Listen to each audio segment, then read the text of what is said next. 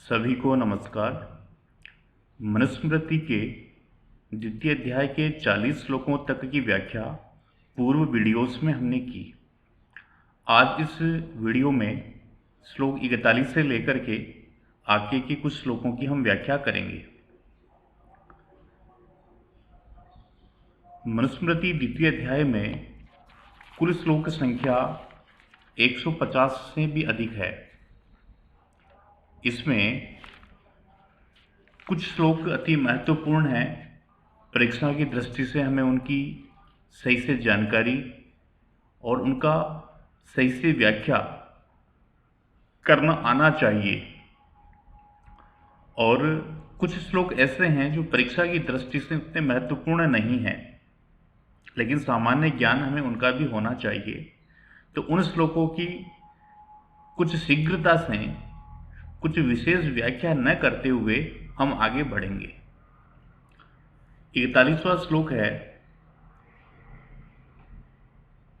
कार्ष्णरोर्वास्तानि चर्माणि ब्रह्मचारिणः वसिरन्नानुपूर्वेण शाणक्षौम्याविकानि च।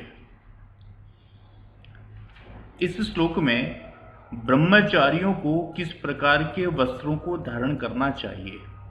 जिनका उपनयन संस्कार हो गया हो, उपनयन संस्कार के पश्चात विद्या आरंभ उनकी होती है और विद्या आरंभ करते हुए उस बालक को ब्रह्मचारी के वेश में रहना होता है। तो ब्रह्मचारी को किस वर्ण के ब्रह्मचारी को किस प्रकार के वस्त्र को धारण करना चाहिए, इस श्लोक में ये बतलाया गया है। तो ब्रह्मचारिणः आनुपूर्वेण कार्ष्णेरोर्वास्तानि चर्माणि शाणक्षौम आविकानि च वसिरन्। अर्थात अनुपूर्वेण अर्थात क्रमशः ब्रह्मचारियों को अर्थात ब्राह्मण ब्रह्मचारी को क्या धारण करना चाहिए। कार्ष्ण अर्थात कृष्ण मृग की चर्म। क्षत्रियों को क्या धारण करना चाहिए। रौरव अर्थात रुरु मृग की चर्म। और वैश्य को क्या धारण करना चाहिए। क्षौम अर्थात जो बकरी या बकरा है उसकी चर्म। देखिए, जब ये मनुस्मृति बनी उस समय एक बहुत अच्छी वस्त्र बनाने की संकल्पना नहीं थी। उस समय जिस प्रकार से हम वर्तमान समय में वस्त्र देखते हैं, उस प्रकार के वस्त्रों का प्रचलन उस समय समाज में नहीं था। तो समाज में जो चर्म है, चाहे वो पेड़ की हो चाहे वो जानवरों की हो, उसी को धारण किया जाता था। लेकिन वर्तमान समय में ऐसा नहीं है। बहुत अच्छी वस्त्र परंपरा हमारे यहाँ पर विकसित हुई है। बहुत अच्छे अच्छे वस्त्र, हर प्रकार के वस्त्र यहाँ पर बनने जाने लगे हैं और समाज उनको पहनता है। तो वर्तमान में ये श्लोक उतना प्रासंगिक नहीं है, क्योंकि इन सब प्रकार की चर्मों की आवश्यकता वर्तमान समय में नहीं है। लेकिन प्राचीन काल में ये बतलाया गया कि किस वर्ग के ब्रह्मचारी को किस प्रकार के वस्त्रों को धारण करना चाहिए। तो उस विषय में ये श्लोक हमें बतलाता है कि ब्राह्मण वर्ग या वर्ण के ब्रह्मचारी को कृष्ण मृग की चर्म, वैश्य वर्ण के ब्रह्मचारी को बकरे की चर्म और रौरव अर्थात क्षत्रिय वर्ण के ब्रह्मचारी को रुरु मृग की चर्म धारण करनी चाहिए। और उनका जो धागा है, किस धागे का उनका जो अधोवस्त्र है वो किसका बना होना चाहिए। तो अधोवस्त्र के बारे में बताते हैं कि क्रमशः शण, रेशम और ऊन। शाण यानी क्षण, क्षौम यानी रेशम, आविकम यानी ऊन, इनसे बने हुए अधोवस्त्र ब्रह्मचारी धारण करें। तो इस प्रकार से प्राचीन काल में ये मान्यता थी कि ब्रह्मचारी को इस प्रकार के वस्त्रों को धारण करना चाहिए, लेकिन वर्तमान समय में ये श्लोक हमें उतना प्रासंगिक महसूस नहीं होता, लेकिन फिर भी परीक्षा की दृष्टि से हमें इनकी जानकारी होनी चाहिए। अब हम बात करते हैं मेखला। जो ब्रह्मचारी अपने शरीर पर अपने कंधे से लेकर के जो शरीर का भाग है, ऊपर का भाग, उसमें एक मेखला धारण करता था ब्रह्मचारी उपनयन संस्कार के समय। तो उसको भी ये बताया कि किस वर्ण के ब्रह्मचारी को किस धागे को यानी किस मेखला को धारण करना है। तो इस श्लोक के माध्यम से उसकी मेखला के बारे में बतलाने का महर्षि मनु ने प्रयास किया है। मौंजी त्रिव्रत समा श्लक्षणा कार्या विप्रस्य मेखला क्षत्रियस्य तु मौर्वी च वैश्यस्य शणतांतवी। मौंजी त्रिव्रत समाक्षलक्षणा कार्या विप्रस्य मेखला क्षत्रियस्य तु मौर्वी ज्या वैश्यस्य शणतांतवी।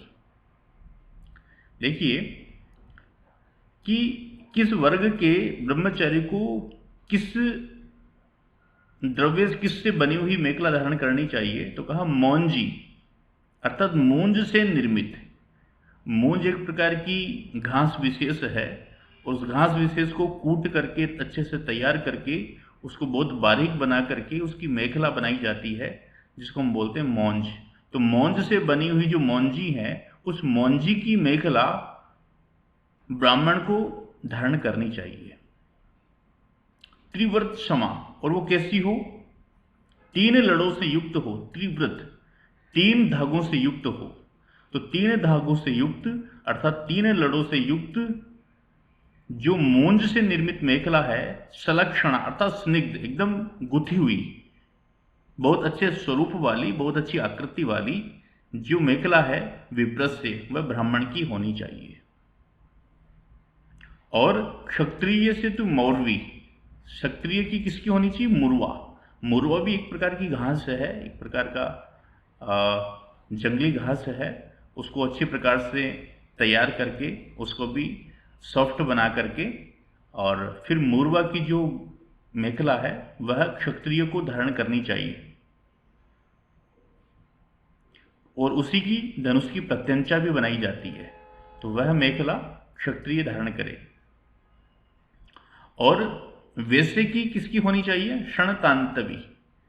जो शण है, शण एक पौधा होता है, उस पौधे से उसकी चर्म निकाल करके वो मेखला बनाई जाती है।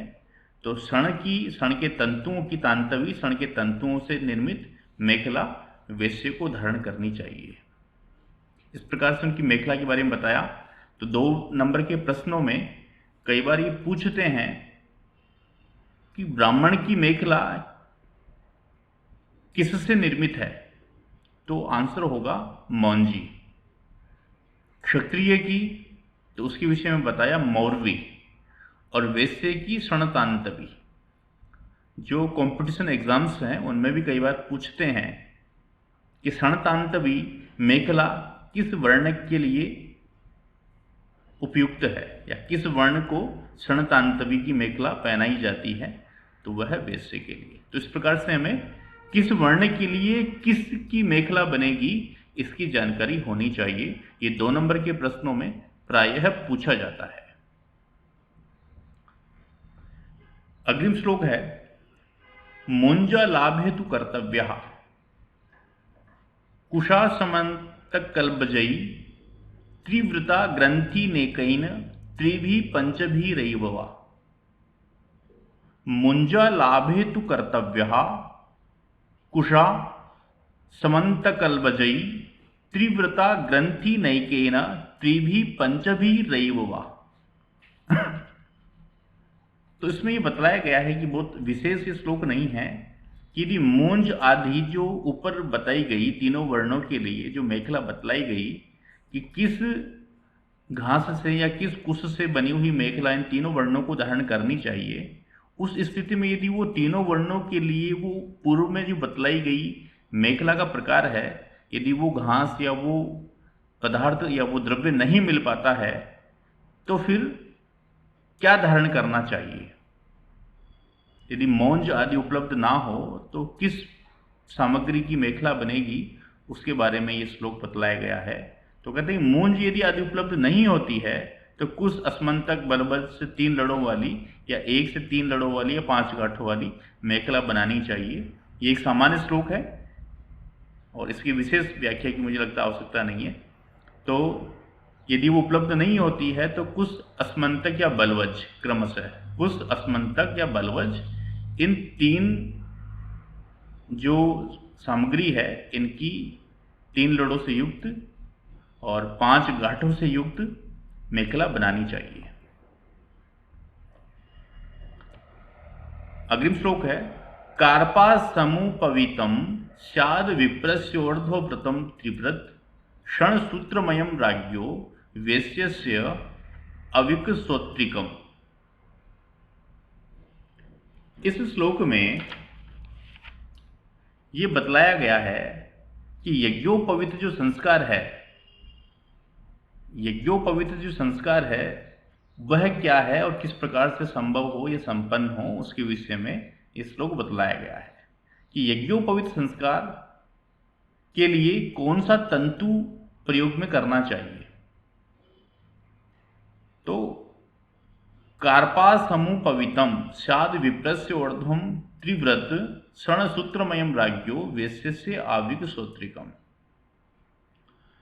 कि ब्राह्मण का जो यज्ञोपवीत संस्कार है आविक श्रोत्रिकम, विप्रस्य कार्पासम, जो विप्र का यज्ञोपवीत संस्कार है वो किससे हो, कार्पासम अर्थात कपास का, यज्ञोपवीत विप्र का कपास का होना चाहिए।